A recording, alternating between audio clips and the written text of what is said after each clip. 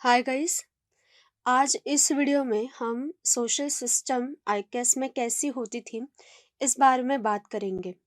तो पिछले बार हम लोगों ने बहुत सारे सब्जेक्ट्स पे बात की है। इसके पहले हमने मैथमेटिक्स समझ लिया है, हमने हाइड्रोलॉजी, लैंग्वेज एंड लिंग्विस्टिक्स, फिर very interesting topic that is dramatics.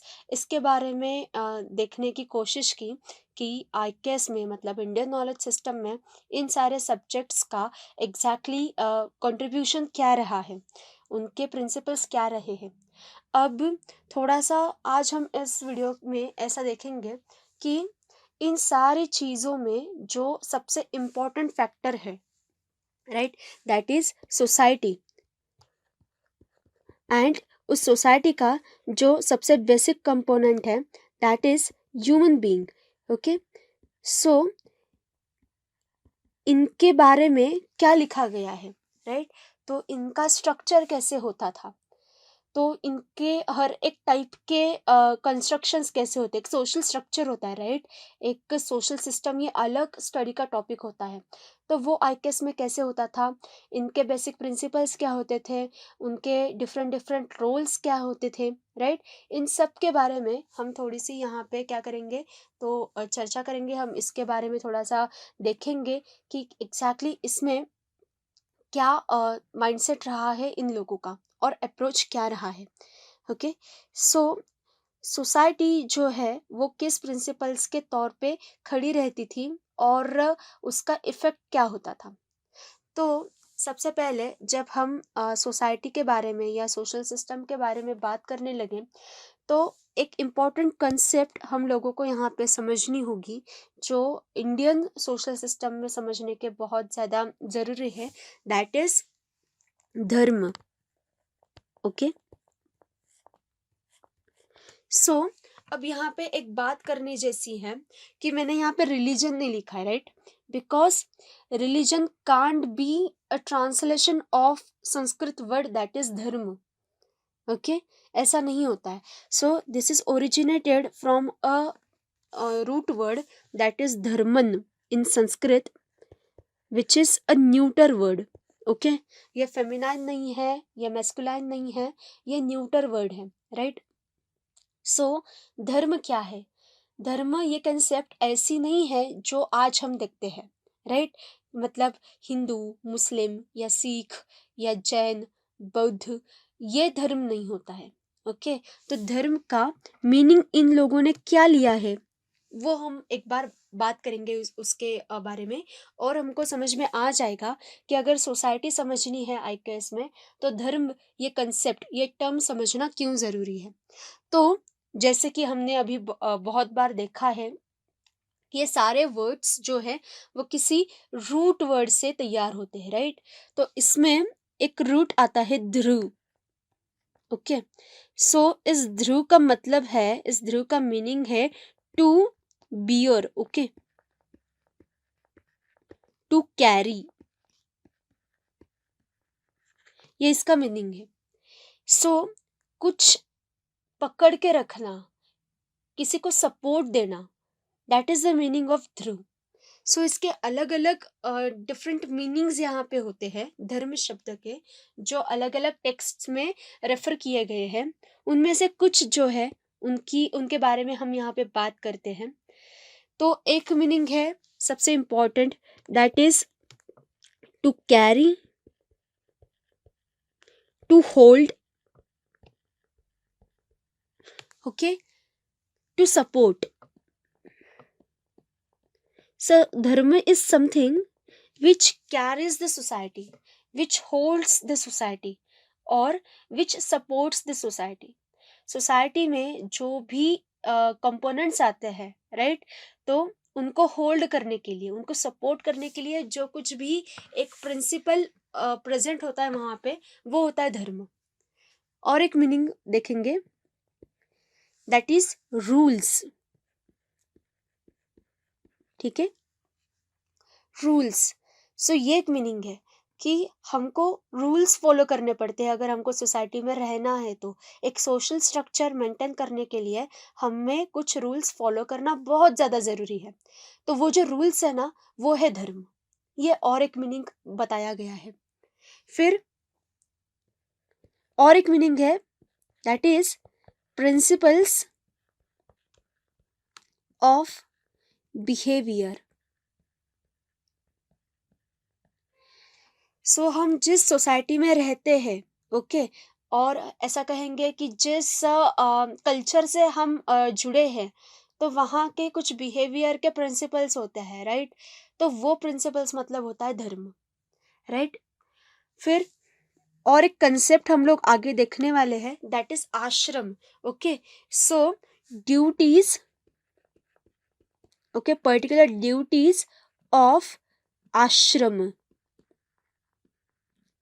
सो ये आश्रम कंसेप्ट हम बाद में देखने वाले हैं अच्छे से। ओके, सो वो जो आश्रम है, हम जिस आश्रम में हैं, वहाँ वहाँ पे हमें जो ड्यूटीज एलोकेटेड है, उनका अच्छे से क्या करना, तो वो फॉलो करना, दैट इज धर्म।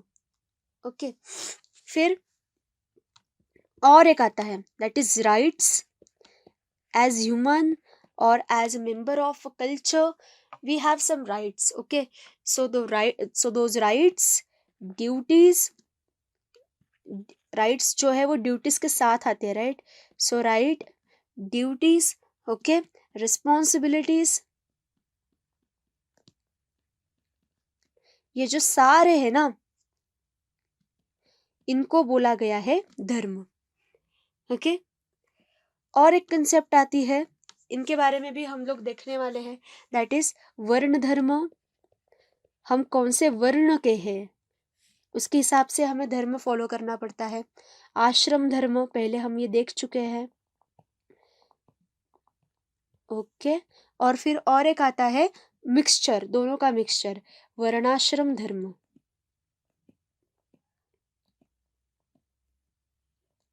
ओके, और एक लास्ट एडिशनली एक और कंसेप्ट आता है, दैट इज नैमित्तिक धर्म। हम देखेंगे, इसको बोलते हैं ओकेजनल धर्म। ओके, नैमित्तिक धर्म।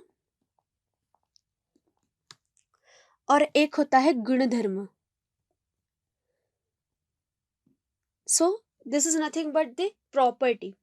इन सब को एक साथ लाके अगर हम देखेंगे, तो ये है धर्म। सो यहाँ पे कहीं भी आपको ऐसा नहीं दिखाई देगा कि किसी एक गॉड की वर्शिप करना, ओके, एक किसी प्रकार का आचरण करना, एक पर्टिकुलर टाइप का, उसे धर्म नहीं कहा जाता। That is very small part of धर्म। जहाँ पे बिहेवियरल पार्ट आता है ना, तो हम हमारी वर्शिप करने की मेथड क्या है, right. So all these things they come in a very small part of the concept of धर्म।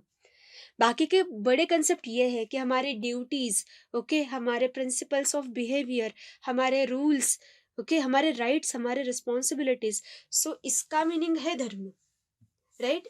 सो यही जो कंसेप्ट है, ये थोड़ी सी जरा डिटेल में देखते हैं आगे। ओके, तो for example now we are students, right. तो हम हमारी ड्यूटी क्या है, हमारी ड्यूटी अभी आती है कि हमको स्टडी करना है अच्छे से, पेपर में अच्छे मार्क्स लाने हैं, कॉलेज के एक्टिविटीज में पार्टिसिपेट करना है, राइट। और आपका एज स्टूडेंट आपका प्रोफाइल जो है वो आपको अच्छा रखना है, राइट। अच्छे से सारे असाइनमेंट्स कंप्लीट करने हैं, कंप्लीशन वगैरह पार्ट अच्छा होना चाहिए, प्रैक्टिकल्स है तो उसमें अटेंडेंस चाहिए। ये आपके क्या है, ये आपके रिस्पॉन्सिबिलिटीज है, right. These are your duties as a student. So अगर आप स्टूडेंट हैं, तो आपका रोल है, अब अगर हम कहेंगे तो शिष्य कहते हैं, राइट। तो ये जो सारे आपके जो ड्यूटीज है ना, जो हमने अभी डिस्कस किए, इसको बोला जाएगा शिष्य धर्म। ओके, फिर आपके टीचर्स है, उनकी भी कुछ ड्यूटीज है, राइट। तो उनकी ड्यूटीज क्या है कि कॉलेज में उनका जो टाइम है, उस टाइम पे लेक्चर लेना रेगुलरली, राइट। तो आपके पेपर्स निकालना, आपको अच्छे से सिखाना, आपके पेपर्स चेक करना, आपका रिजल्ट जनरेट करना, आपको समझा है कि नहीं सब कुछ अच्छे से, उस पर मॉनिटर करना अच्छे से, कॉलेज के जो एडमिनिस्ट्रेटिव काम है उसमें कंट्रीब्यूशन करना, राइट। ये जो सारे काम हैं वो टीचर्स के हैं, तो वो आपके गुरु हैं। तो उनके काम जो है उनको बोला जाएगा गुरु धर्म, राइट। सो ये हो गया आपके प्रोफेशनल लाइफ में। अगर आप आपके पर्सनल लाइफ में आते हो, तो मैं किसी की डॉटर हूँ, किसी की बहन हूँ, राइट। तो जब मैं डॉटर हूँ किसी की, ओके, तो मुझे बोला जाएगा, अगर कोई लड़का है तो बोला जाएगा कि पुत्र धर्म, कि as a son you need to do some things for your family, right. So पुत्र धर्म, पुत्री धर्म, राइट। देन अगर कोई राजा है तो राजा की ड्यूटीज फॉलो करना, दैट इज राजधर्म, राइट। और सबसे आगे आप एक ह्यूमन बीइंग हो, right.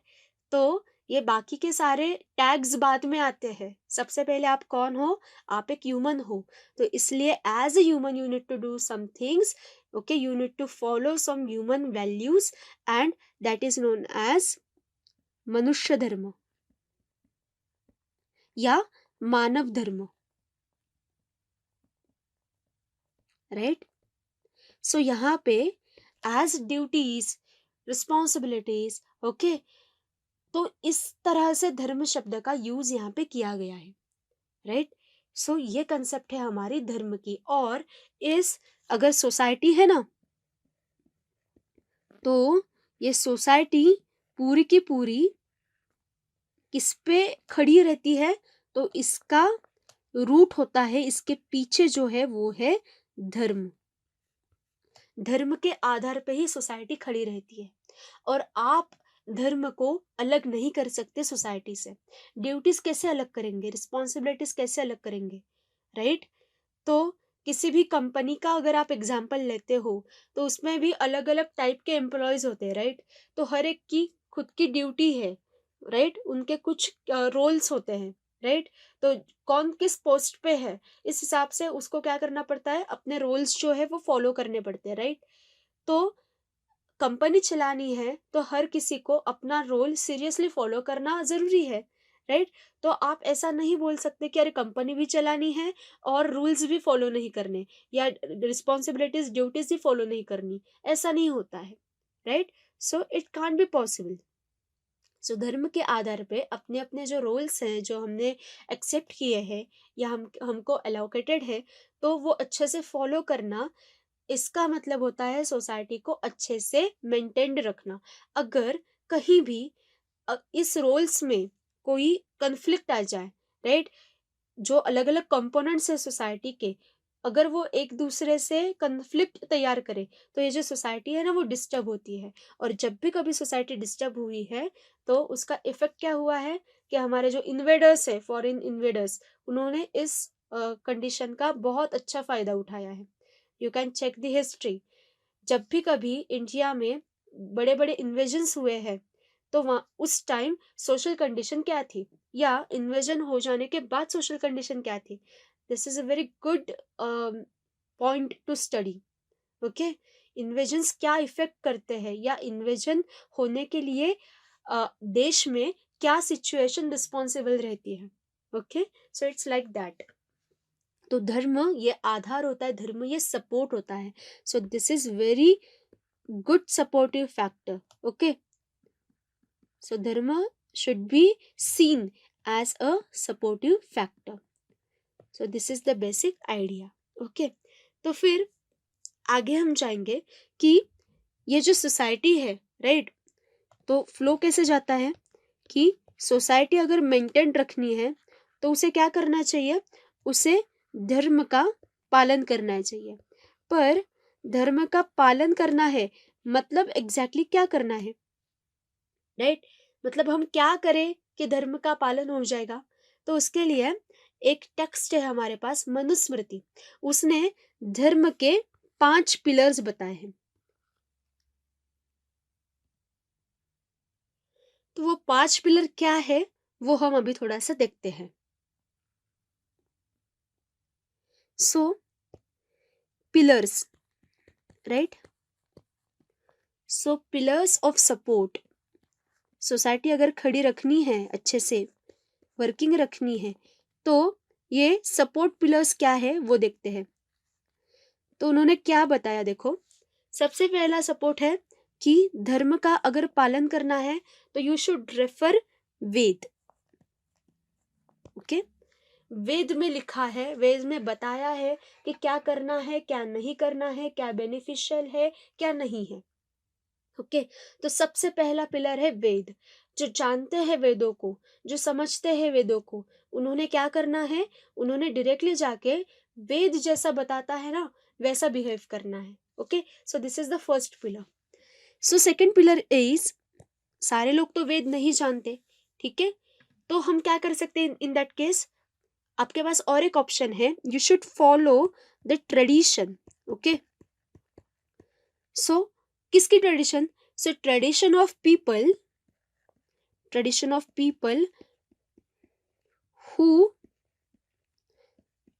know the Ved. So जो जानते हैं वेद, जिनको वेद का ज्ञान है, जो सीखे हैं वेद, तो उनकी ट्रेडिशन फॉलो करना, ये सेकंड पिलर है सोसाइटी का। क्योंकि सारे लोग डायरेक्टली वेद नहीं जानते, राइट, सारे लोग सारे प्रिंसिपल्स नहीं जानते, तो इन दैट केस सिर्फ वेद जो जानते हैं वही धर्म पालन करेंगे क्या, नहीं, राइट। तो बाकी के लोग क्या कर सकते हैं, ऐसे लोगों को फॉलो कर सकते हैं जो वेद का ज्ञान रखते हैं, ठीक है। फिर तीसरी बात है कि ट्रेडिशंस जो नहीं समझते, नहीं समझ में आता है कि एग्जैक्टली ट्रेडिशन क्या है, कैसे फॉलो करना है, तो उनके लिए थर्ड ऑप्शन है, that is you can follow the behaviour. So आप क्या कर सकते हो, ट्रेडिशन मत फॉलो करो, पर वो जो लोग जैसा बिहेव करते हैं तो वो बिहेवियर फॉलो करो। कौन से लोगों का, यही लोगों का कि जो वेद का ज्ञान रखते हैं। So this will be the third pillar.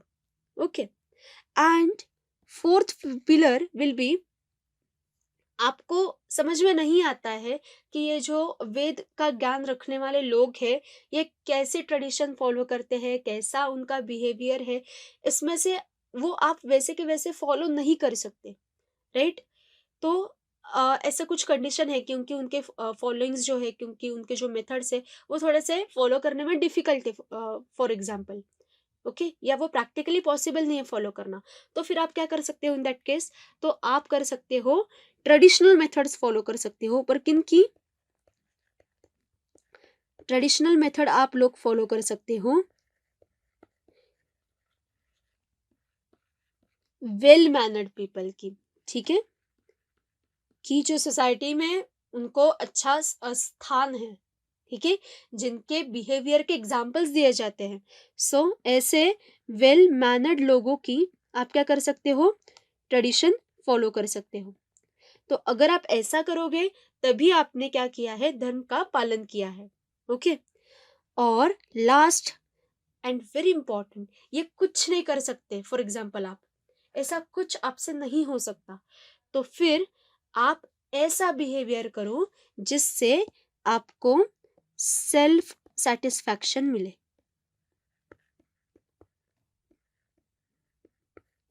ठीक है।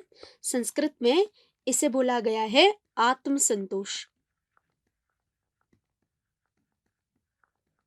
ओके, जिससे आपके मन को पीस मिले, आप मन ही मन में जानते हैं कि मैंने जो किया है वो सही है, आपका मन शांत है, आपके मन में कौन सा भी डाउट नहीं है, ठीक है, कौन सा भी डिस्टरबेंस नहीं है, और आप मन में खुश है आपने जो किया है, इसलिए उस चीज के लिए, तो भी आपने क्या किया है, धर्म का पालन किया है, right. So this these are the 5 pillars of the dharma palan, कि अगर आपको धर्म का पालन करना है मतलब क्या करना है, ठीक है।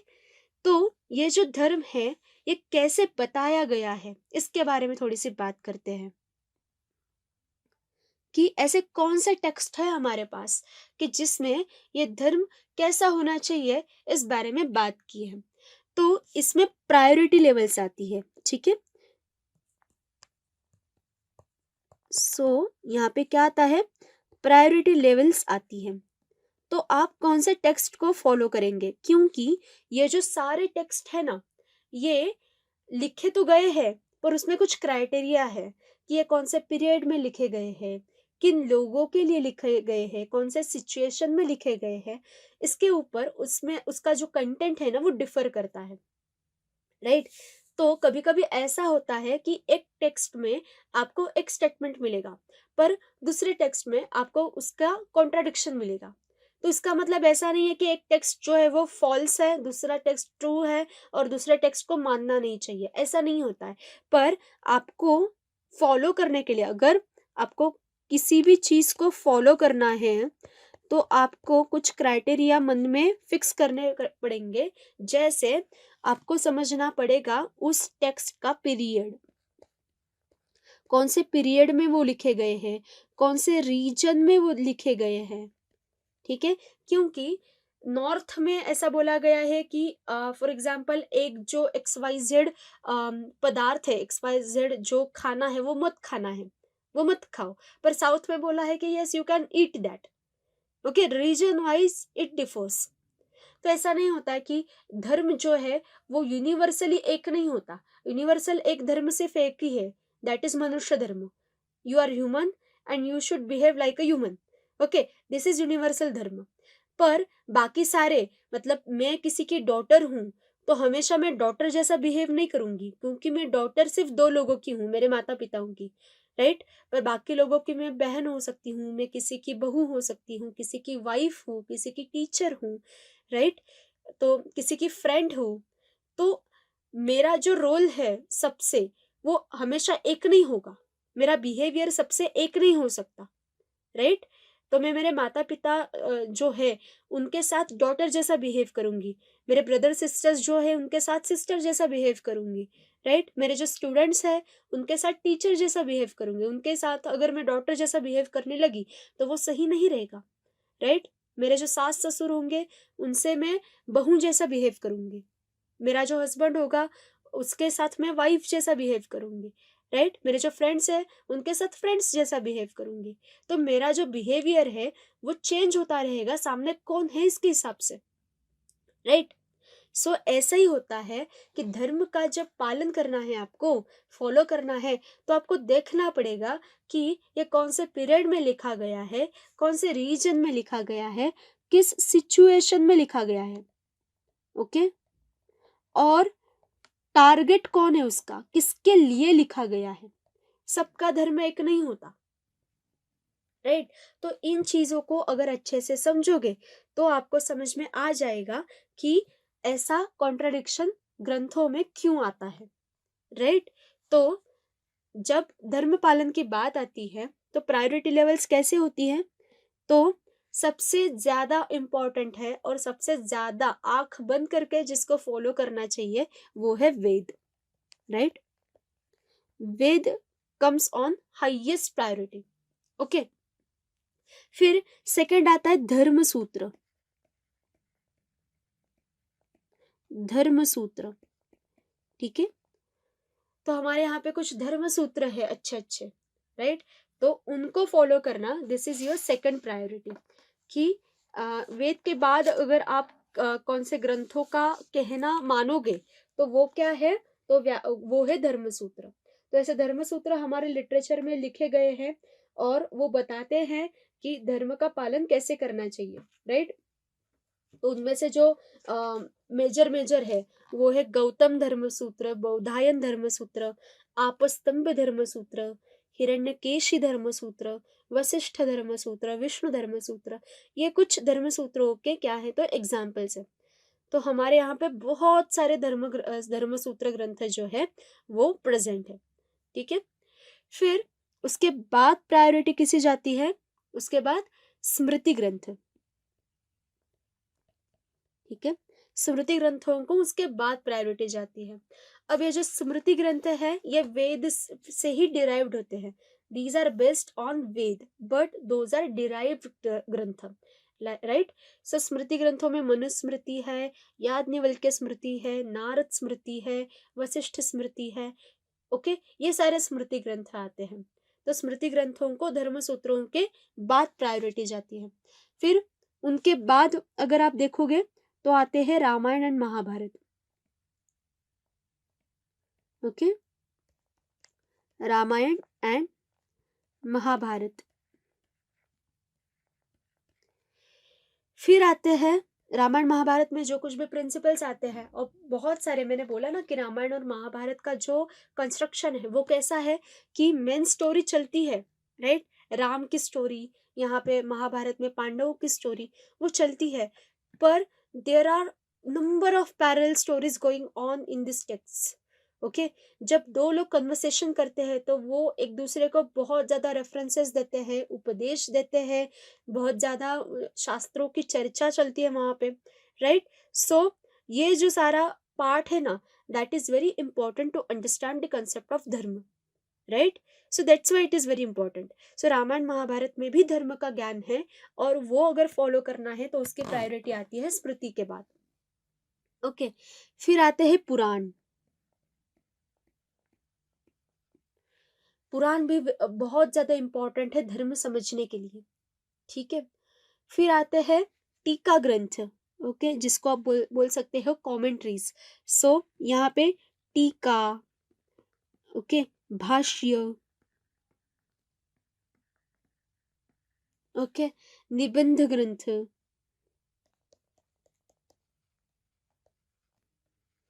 सो ये सारे टेक्स्ट आएंगे। सो ये क्या है होते हैं, टीका, भाष्य, निबंध। तो ये बेसिकली हमने जो ऊपर लिखे हैं ना, धर्म सूत्र है, स्मृति है, इनके ही कमेंट्रीज होते हैं, राइट। और तब के पीरियड में जो जो ऐसे इंपॉर्टेंट सोशल इन्फ्लुएंसर्स होंगे उनके ये राइटिंग्स होते हैं, और स्मृतियों का आधार लेके या धर्म सूत्र का आधार लेके उनके प्रिंसिपल्स इन लोगों ने अपने तरीके से समझाए हैं, अपने अपने स्मृति ग्रंथ या अपने अपने टीका, भाष्य, निबंध ग्रंथ में। ओके, सो इसमें बहुत ज्यादा कुछ फेमस बुक्स आते हैं, उनकी लिस्ट है एक्चुअली बहुत बड़ी, जैसे विश्वरूप का ग्रंथ है, मेधा तिथि का ग्रंथ है, धारेश्वर भोजदेव का ग्रंथ है। ओके, सो इनके नाम यहाँ पे आते हैं जो कि फेमस है, और तब तब एक पर्टिकुलर पीरियड ऑफ टाइम में वो बहुत ज्यादा सोसाइटी में फेमस थे, और सोसाइटी का जो बिहेवियर था, सोसाइटी का जो कुछ भी ऑपरेशन था, वो उन निबंध ग्रंथों के अनुसार चलता था। ओके, सो ये बेसिक आइडिया है। तो आगे जाते हैं। सोसाइटी के स्ट्रक्चर को समझने के लिए हमें ये दो जो कंसेप्ट है वो समझना बहुत ज़्यादा ज़रूरी है। ओके, इन दोनों के आधार पे हमारी सोसाइटी वहाँ खड़ी थी। ओके, तो सबसे पहले समझ लेते हैं कि वर्ण क्या है और आश्रम क्या है, right. So ashram is something where your entire life span is divided in 4 divisions. Okay, so this is nothing but division of your entire lifespan,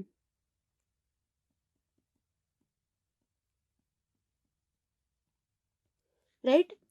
और वर्ण क्या है, this is nothing but the roles, okay, and according to which your duties which you are going to perform in a society. Okay, so role of a human being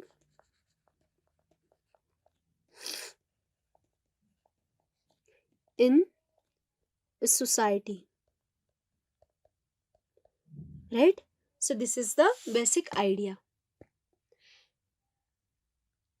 अब यहाँ पे देखते हैं कि कितने वर्ण हैं, कितने आश्रम हैं। ओके, सो सबसे पहले अगर हम अपना लाइफ स्पैन देखेंगे तो अपना जो पहला लाइफ स्पैन है तो वो लर्निंग में जाता है, राइट। लर्निंग, हम एजुकेशन परस्यू करते हैं, राइट। सो एक पार्ट होता है लर्निंग वाला। फिर सेकंड जो आता है वो हम फैमिली लाइफ में एंट्री करते हैं, राइट। सो हमारा वहाँ पे मैरिटल लाइफ सेटल होना, और सारी वो बातें, वो सारा बाद में आता है कि एजुकेशन के बाद आप क्या करते हैं कि earning earning and family building.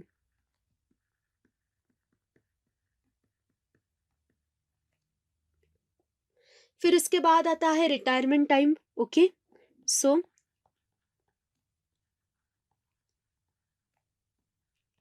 Retirement, और फिर एक आता है कि ये सारा छोड़ लेना, ये सब कुछ छोड़ना और क्या ग्रहण करना कि वन में जाके रहना, राइट। सो पूरा का पूरा अपना जो कुछ भी ध्यान है वो इन सारी चीजों से हटा के सब कुछ छोड़ के वन में चले जाना, कुछ मत सोचना उसके बारे में। ओके, तो ये फोर्थ स्पैन आता है जिसको हम बोल सकते हैं कि यहाँ पे गोइंग गोइंग टू, हम बोलेंगे कि one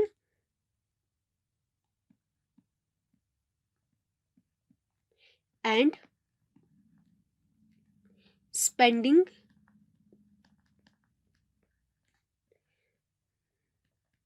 last days of life. Okay, so ये अपना 4 क्या है तो स्पैन्स है। तो जो लर्निंग स्पैन है, ओके, उसको बोला गया है ब्रह्मचर्याश्रम, वो होता है ब्रह्मचर्याश्रम। फिर फैमिली लाइफ में एंटर करना, अपनी फैमिली को सपोर्ट करना, उसके लिए कमाना, इसको बोला गया है गृहस्थाश्रम। ओके, फिर रिटायरमेंट जो होती है उसको बोला गया है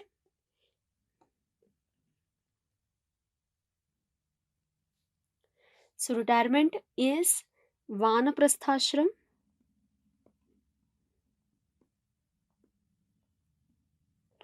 और ये लास्ट संन्यासाश्रम।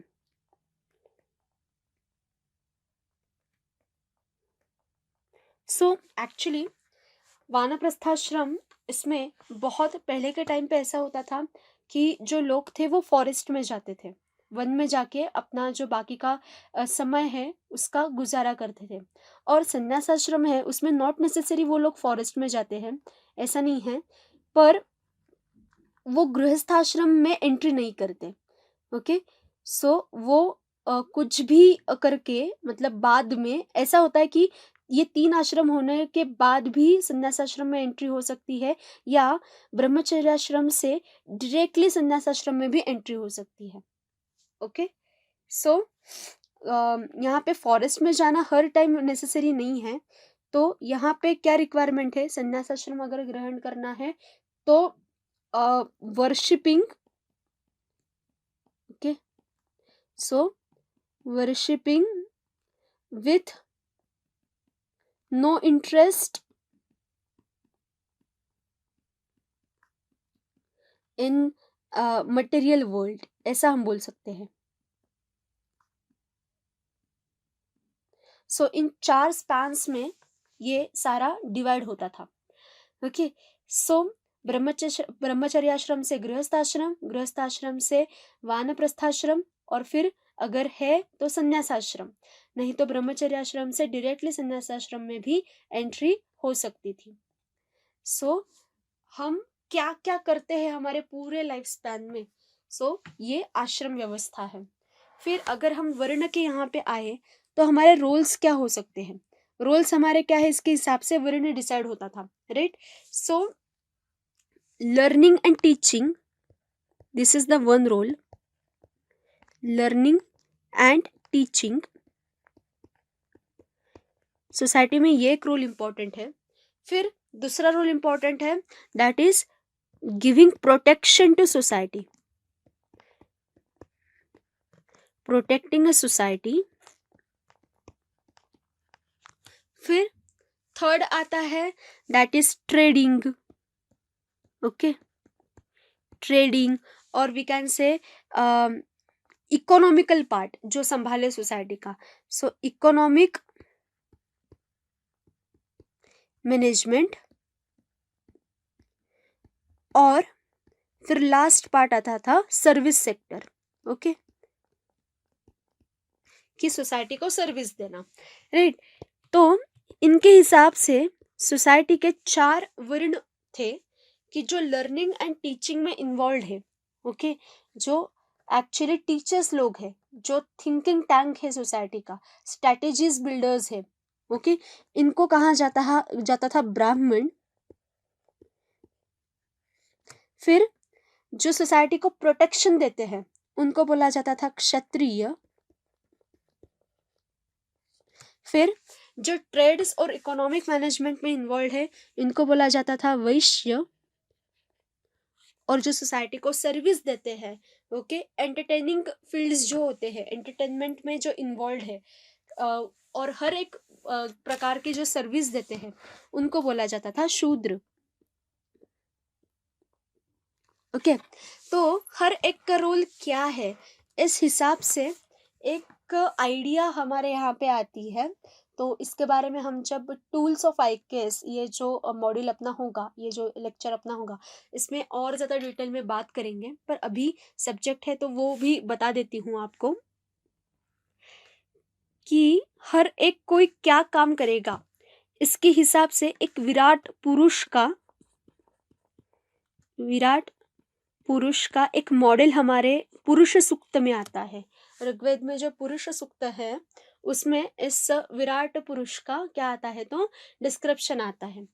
तो उन्होंने क्या बोला कि अगर एक विराट पुरुष नाम की कोई एंटिटी है, that is the social structure, पूरी सोसाइटी अगर एक ह्यूमन फॉर्म में हम इमेजिन करें, ओके, तो पर्सोनिफाई करें हम सोसाइटी को, तो it is nothing but the personification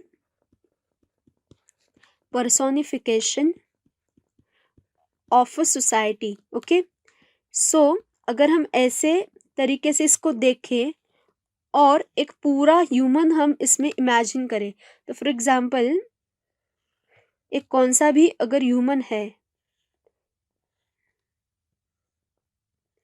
right, तो इसमें उसके जो पैर है, ओके, उसके जो पैर है वो है शूद्र। ऐसा क्यों बोला गया है इनके बारे में भी हम देखेंगे, इस चीज के बारे में। उसके जो पैर है वो है शूद्र। ओके, उसका जो ये एरिया है इसको बोलेंगे वैश्य। जो उसके आर्म्स है उसको बोलेंगे क्षत्रिय। और उसका जो मुंह है ना उसे बोलेंगे ब्राह्मण।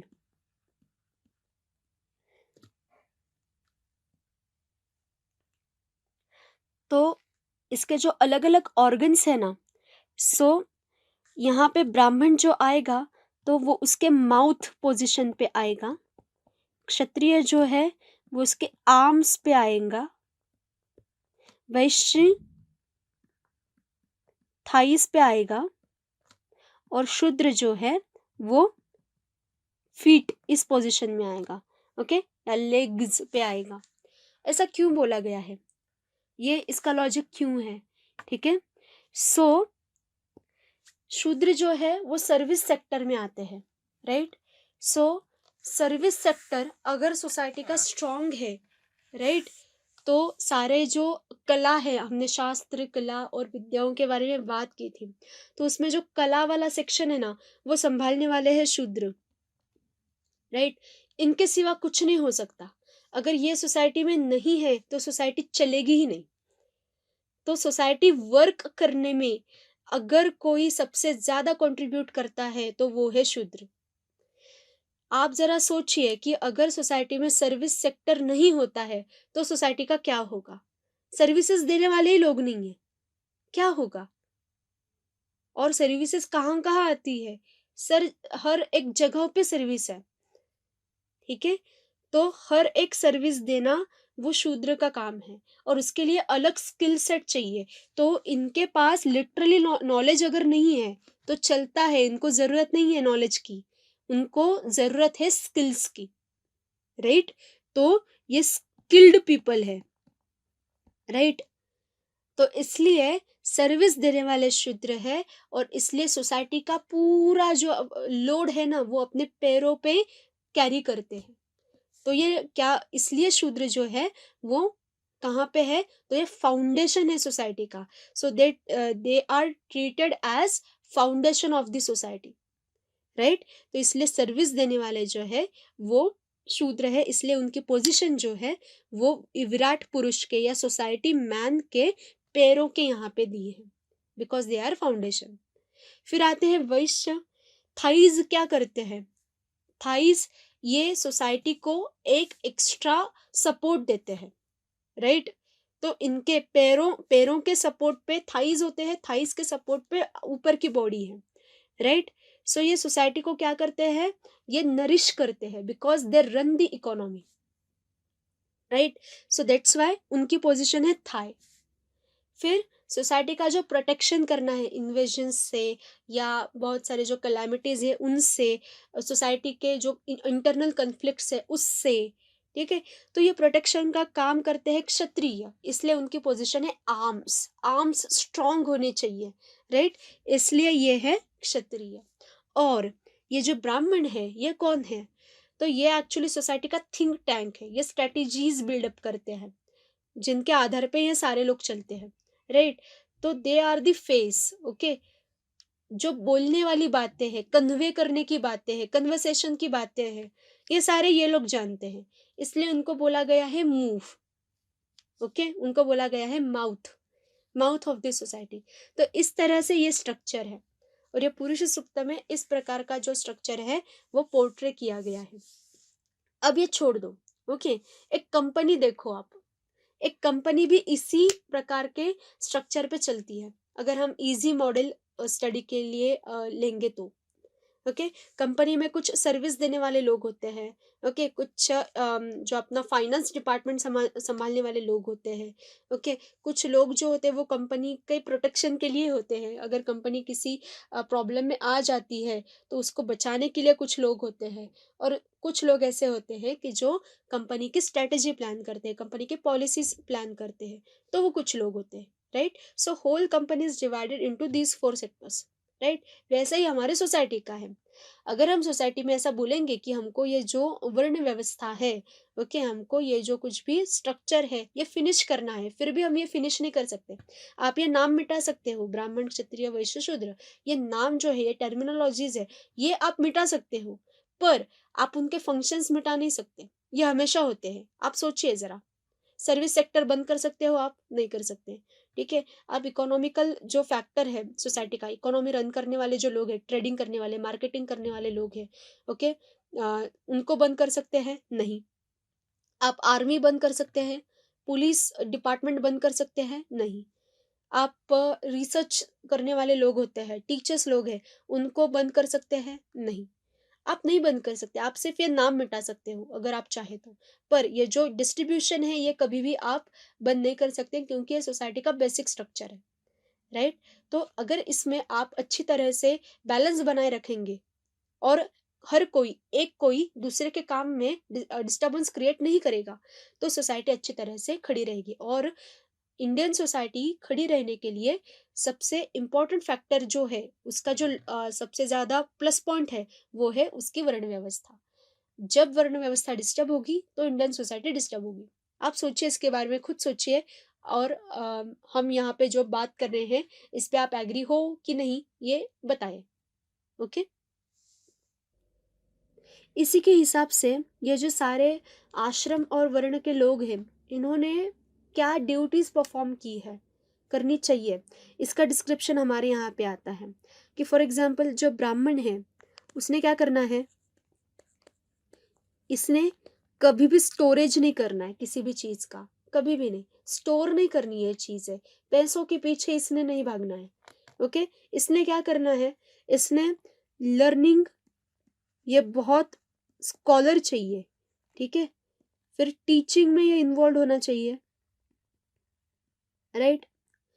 ये यज्ञ में इन्वॉल्व होना चाहिए, इसके बारे में थोड़ा सा हम देखेंगे कि यज्ञ होता क्या है।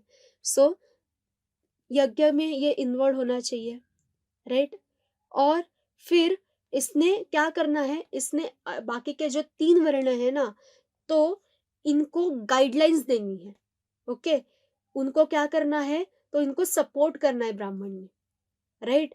पर खुद के लिए कभी भी स्टोरेज करना, पैसों के पीछे भागना, किसी से कुछ लेना, हाँ किसी अगर कोई अपनी खुशी से देता है इसको तो ये डोनेशंस एक्सेप्ट कर सकता है, ठीक है।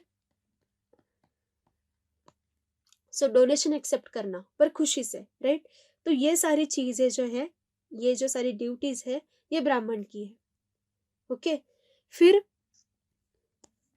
दूसरा आता है क्षत्रिय। इसने क्या करना है, इसने सोसाइटी को प्रोटेक्शन देना है, राजा जैसे लोग इसमें आते हैं, सब प्रोटेक्ट करना सोसाइटी।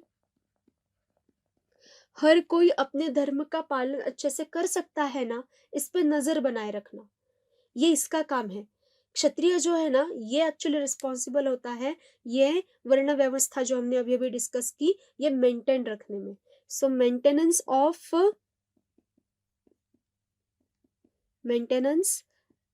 ऑफ वर्ण व्यवस्था, ये इसका काम है।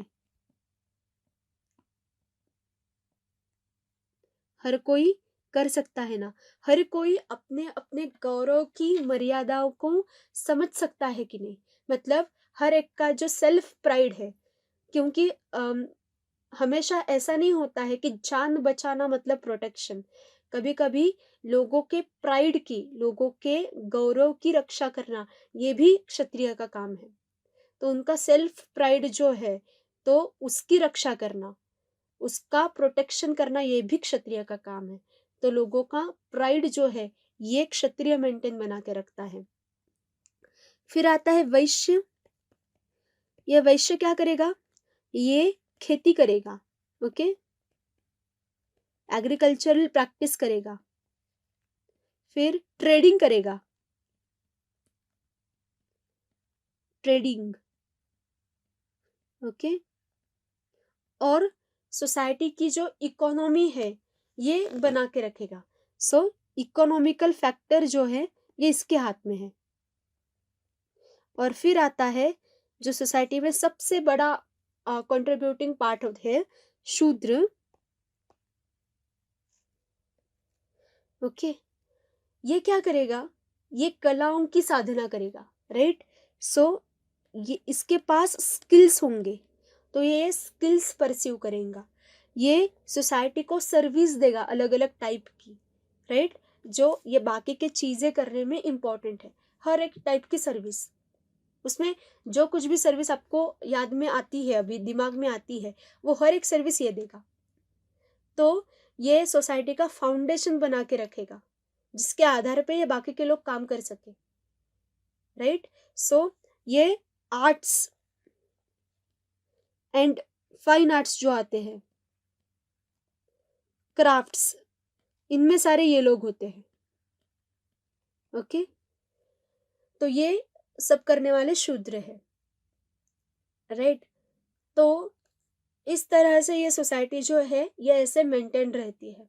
अब एक क्वेश्चन यहाँ पे एड्रेस करेंगे कि ऐसा बोलते हैं कि जो ब्राह्मण का लड़का है, ब्राह्मण का बच्चा है, वो ब्राह्मण ही होगा, क्षत्रिय का बच्चा क्षत्रिय होगा, वैश्य का बच्चा वैश्य होगा, राइट। तो ये कहाँ से आया, अगर ये रोल्स पे डिपेंडेंट है तो ये कहाँ से आया। सीधी बात है, अभी हम नहीं देखते कि डॉक्टर्स लोगों की फैमिली होती है डायरेक्टली, ओके। माता पिता डॉक्टर, बच्चे डॉक्टर, बहू डॉक्टर, उनके बच्चे डॉक्टर, ऐसा होता है ना, राइट। लॉयर्स का भी वैसे होता है कि पिता लॉयर, माता लॉयर, बच्चा लॉयर, सारे लॉयर, बहू लाते हैं वो भी लॉयर, राइट।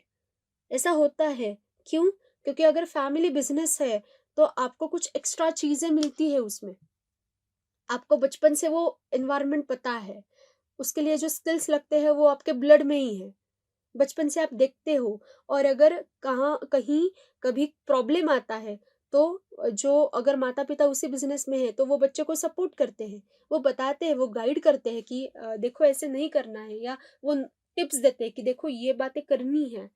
तो ये फैमिली में पॉसिबल है अगर फैमिली बिजनेस है तो। इसलिए जो पहले रोल के हिसाब से वर्ण व्यवस्था थी वो धीरे धीरे बाय बर्थ होने लगी, ओके। पर जैसे हम देखते हैं कि अभी भी डॉक्टर का बच्चा है पर उसे पसंद नहीं है मेडिकल फील्ड, तो वो जाता है दूसरे फील्ड में, राइट, वो दूसरा कुछ करने लगता है। वैसे पहले भी परमिशन थी कि अगर कोई है, वैश्य है, उसको पसंद नहीं है ट्रेडिंग, मार्केटिंग, एग्रीकल्चरल प्रैक्टिस, उसको सर्विस सेक्टर पसंद है, वो जा सकता था, राइट। सो ये ऐसा पहले भी हो चुका है, ये इतना स्ट्रिक्ट नहीं था जैसा हम सोचते हैं, राइट। सोसाइटी का बैलेंस बनाए रखना, दिस इज इम्पोर्टेंट। सो ये बेसिक आइडिया है। अब इसमें ये मैंने बहुत बेसिक कवरेज आपको बताया इसका, इसमें बहुत सारी चीज़ें हैं आगे, इनके जो ड्यूटीज़ है वो आगे बढ़ते जाते हैं, इनके बारे में भी बाद बाद में आप पढ़ सकते हो, राइट। स्मृति है, धर्मसूत्र है, रामायण महाभारत है, ये आप पढ़ सकते हो, उसमें आपको डिटेल्ड इन्फॉर्मेशन इसके बारे में मिलेगी। ओके, सो इसके हिसाब से सारे जो ऑपरेशंस है सोसाइटी में वो पहले चलते थे। ओके, सारे जो एक दूसरे में व्यवहार जिसे को हम बोलते हैं वो ऐसे चलते थे, ठीक है। और ये सोसाइटी का बेसिक यूनिट था। अगर आश्रम की बात करें तो आश्रम के भी कुछ ड्यूटीज है, राइट, कि जो उनको करने हैं। जैसे ब्रह्मचर्य आश्रम में क्या करना है कि आपको मटेरियल वर्ल्ड को छोड़ देना है, आपको पूरा कंसंट्रेशन जो है वो आपके पढ़ाई पे लगाना है, आपके गुरु का जो कुछ भी आदेश है उसका पालन करना है, ठीक है। तो हर एक आश्रम के बारे में डिटेल में नहीं बोलेंगे अभी। संन्यास आश्रम में भी वही है कि आपको बाकी सारी चीज़ें छोड़नी है। वानप्रस्थ आश्रम में भी आपको पूरा का पूरा क्या करना है, वन में जाना है, उतना ही खाना है जितना बॉडी को सस्टेन करने के लिए ज़रूरी है। ऐसी बहुत सारी चीज़ें हैं। ओके, हम बात करेंगे यहाँ पे एक इम्पॉर्टेंट आश्रम की, दैट इज गृहस्थ आश्रम। ओके, सो ये जो गृहस्थ आश्रम है ना, इसके बारे में बात करते हैं। क्या कंसेप्ट है कि जब बच्चा बॉर्न होता है, राइट, तो उसके पहले से लेके हमारे यहाँ पे एक कंसेप्ट है, उसको बोलते हैं संस्कार। सो ये टोटल 16 संस्कार होते हैं। ओके, 16 प्रोसेसेस आर देयर, और ये हमारे बॉर्न होने के पहले से शुरू होता है हमारे डेथ तक। ओके, तो जब हम अपने ब्रह्मचर्याश्रम से, मतलब हमारी पढ़ाई पूरी करके, उपनयन संस्कार के बाद पढ़ाई शुरू होती है, राइट, और वो पढ़ाई खत्म होने के बाद, सारा अपना एजुकेशन खत्म होने के बाद आप विवाह संस्कार से गृहस्थ आश्रम में एंट्री लेते हो, ठीक है। एक विवाह संस्कार होता है सबसे बड़ा और सबसे स्टडी करने जैसा, बाकी के भी है, ये भी है, इसको ज़रा देखना चाहिए अच्छे से, और आपको फिर समझ में आ जाएगा कि अभी जो शादी चलती है, शादियाँ जो चलती है वो, और जो आईकेएस में अपने इंडियन नॉलेज सिस्टम में जो विवाह संस्कार बोला गया है उसमें कितना डिफरेंस है। ओके, सो ये जो विवाह संस्कार है उससे आप गृहस्थ आश्रम में क्या करते हो, आप प्रवेश करते हो, आप एंट्री करते हो। और ऐसा बोला जाता है कि गृहस्थ आश्रम ये बाकी के 3 आश्रमों का सपोर्ट है। Okay, so this is the support of other 3 ashrams. ऐसा क्यों कहा गया है?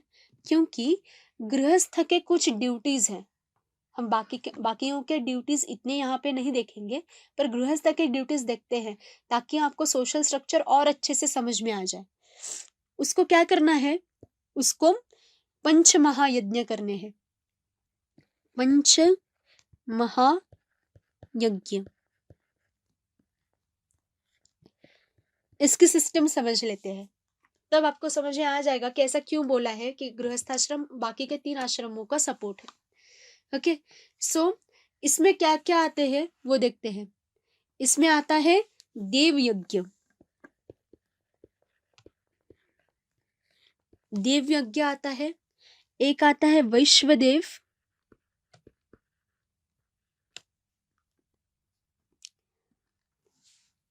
इसके बाद आता है अतिथि यज्ञ, इसे ही नृयज्ञ कहा गया है। फिर आता है, ये तो 3 हो गए, एक आता है ब्रह्म यज्ञ, और एक आता है पितृयज्ञ। तो अगर आप गृहस्थ है तो विवाह के विधि के अनुसार आपको अग्नि का स्वीकार करना पड़ता है, और जो अग्नि का आप स्वीकार करते हैं वो आपके पूरे लाइफ स्पैन में आपको उसको मेंटेन करना है, और वहाँ पे आपको क्या करने हैं, आपको ये सारे यज्ञ करने हैं।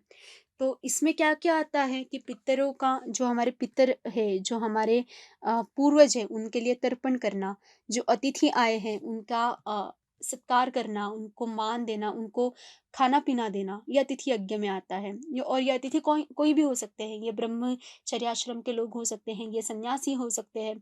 तो उनके खाने-पीने का ध्यान रखना ये गृहस्थ का काम है। ओके? वैश्वदेव करना, कि जो खाना पकता है घर में, तो उसके अलग-अलग पार्ट में डिस्ट्रीब्यूशन होता है, कि कुछ जो पार्ट है वो जो गाय होती हैं उनको देना, फिर पक्षियों को देना, छोटे-छोटे प्राणियों को देना। तो ये सारे जो पार्ट है वो वैश्वदेव में आते हैं। तो इस सोसाइटी में जितने भी लिविंग थिंग्स हैं, जितने भी लोग हैं, जितने भी प्राणी हैं, ओके, उनके खाने-पीने का ध्यान रखना ये गृहस्थ का काम है। इसके अलावा जो है कि हवन करना हर रोज, अपना अध्ययन जो है वो करना, ये सारी चीजें जो है वो इसमें आती है। इसलिए गृहस्थ को बोला गया है कि ये बाकी के सारे वर्णों का पोषण करता है, उनको सपोर्ट देता है। ओके, और गृहस्थाश्रम को लेके ही बाकी के सारे जो आश्रम हैं वो खड़े रहते हैं। इस प्रकार से ये इंटर रिलेटेड है। सो हमारे वर्ण व्यवस्था जो है उसके, अगर आप फीचर्स देखेंगे वर्णाश्रम व्यवस्था, तो इसके फीचर्स कुछ ऐसे हैं कि ये सपोर्ट करते हैं, राइट? किसे सपोर्ट करते हैं? तो ये इंटरलिंकिंग है, एक के आधार पे दूसरा खड़ा है। ठीक है, इंटरलिंकिंग है, at the same time they are interdependent. कोई भी किसी से बड़ा नहीं है, किसी से छोटा नहीं है, क्योंकि अगर ऐसा हो जाए तो डिस्टरबेंस जो है वो क्रिएट हो जाएगा, और सोसाइटी की स्टेबिलिटी जो है वो अफेक्ट हो जाएगी। ठीक है, सो इंटरलिंकिंग नेचर ऑफ द वर्ण एंड आश्रम, this is the biggest feature of Indian वर्णाश्रम व्यवस्था। ओके, इंटरडिपेंडेंस, और एक जो काम है उसमें रोल्स जो है वो डिस्ट्रीब्यूट हो गए हैं। सो डिस्ट्रीब्यूशन, सो ये एक फीचर है। और वर्ण भी अगर आप देखेंगे तो इसमें भी तो डिस्ट्रीब्यूशन है। जब कोई बच्चा है और जब वो सीखता है वो ब्राह्मण होगा, जब वो लर्निंग फेज में है वो ब्राह्मण है। अगर वो अपने फैमिली को प्रोटेक्ट करता है वो क्षत्रिय के रोल में आ जाएगा। फिर वो अपने फैमिली के लिए, घर वालों के लिए अर्निंग करेगा, वैश्य होगा वो। और वो अपने गुरुजनों की, माता पिताओं की सेवा करेगा, वो शूद्र हो जाएगा। तो इस तरह से ये डिस्ट्रीब्यूशन है, और ये परफेक्ट डिस्ट्रीब्यूशन अगर फॉलो किया जाए सोसाइटी में, तो फिर सोसाइटी अपने स्ट्रेंथ को बनाए रखेगी। ओके, तो इस तरह से ये पूरा का पूरा जो सिस्टम है वो मैनेज होता है। So this is the society level management, और we can say sociology in the field of IKS. Okay, so आगे के लेक्चर्स में हम इसका जो रिफ्लेक्शन है, इसके जो फीचर्स है वो देखेंगे, और कैसे इन सारे डिस्ट्रीब्यूशन से कुछ चीज़ें सोसाइटी में पॉसिबल हो सकी है उसके बारे में भी बात करेंगे। और आगे के वीडियो में और एक नेक्स्ट फील्ड के साथ अपना डिस्कशन जो है वो कंटिन्यू रखेंगे। Okay, so thank you so much, see you in the next video, thank you.